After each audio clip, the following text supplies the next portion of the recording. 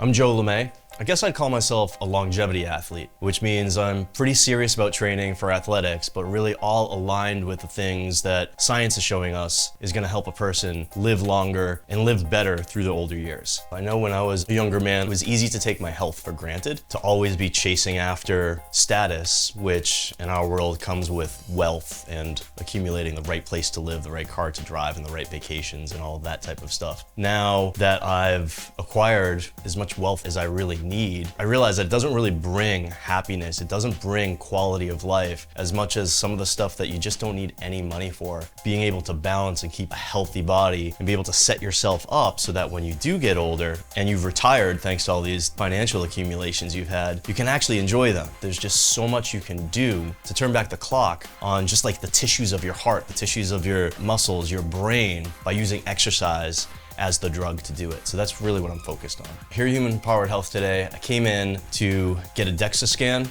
get a VO2 max test, and also to do a mobility movement scan as well. So the DEXA scan is super important to me, having the right body composition. It's one thing to diet, but I want to make sure that, especially at my age, if I'm losing 10 pounds of body fat, when most people lose like 10 pounds of body fat, they tend to lose 2 or 3 pounds of muscle with that as well, which for longevity, that's kind of deadly, right? You need your muscle to live long and live well. So as I diet, as I try to maintain a good body composition in terms of body weight, the scale doesn't do it for me, for my needs. So I need to do a DEXA scan so I can see my lean body mass and I can see my body fat percentage. And I know that now when I come back in 6 months, I'm gonna have goals for both of them. VO2 max is the maximum amount of oxygen that you can take in when you're working hard, when you're running, for example, and you turn that into energy. So it's your maximum aerobic capacity. Why that matters is because it does tend to steadily decrease over age. You want it to be as high as possible, as soon as possible, so then when it decreases, it impacts you less in older age. A lot of doctors and scientists kind of point out that VO2 max is the #1 biomarker to predict how long you're gonna live. So definitely in longevity athletics, VO2 max is a huge pillar to extend your life. This body movement screening that I did today,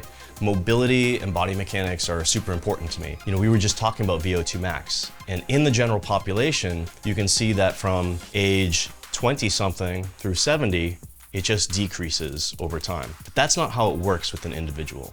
Typically what happens is you're doing fine with your VO2 max and you hurt your back. So you stop doing that sport that kept you active and it drops like a stone. So it's these orthopedic problems that are usually precipitated from mobility problems that cause drop in VO2 max and shorten your life. In order to protect my VO2 max, to protect my life in the future, I'm thinking hard about mobility. Plus, I just want to be able to move around like a young person when I'm older. Using data for my health is essential for me. I mean, my background is technology and business, and we use data to give us direction to see whether we're building our business properly. So, of course, now that I've decided to become the ultimate longevity athlete, that's just what I know how to do, is to use data every step of the way to see whether I'm on the right track. So when I go back and I train, I can perform that and then come back and say, hey, is this marching me closer or farther away from my goals? So a few things that I learned from today. I was really psyched that my VO2 max did go up a little bit today. So that was really good to see that my last training block worked. The other thing that was illuminating for me today was my body fat percentage was a few points higher than where I want it to be. And the other thing that I got in the mobility report was a lot of asymmetry in my movement range and movement quality as well. And those are all things that I can address through training. When it comes to getting the right data, it's super important to get the right equipment and protocols for my plan, but also to have the right experts running those tests as well. I've gone to other places to get VO2 max tests, for example, and there's a big question of whether the people running them really have the expertise to push you hard enough to get the right VO2 max results, whether the right equipment is being used, whether they're calibrated right. Great thing about Human Powered Health is I know that the whole operation is run top to bottom with the best equipment and people who are truly experts in exercise and physiology actually bringing me through these tests so that I get the right results.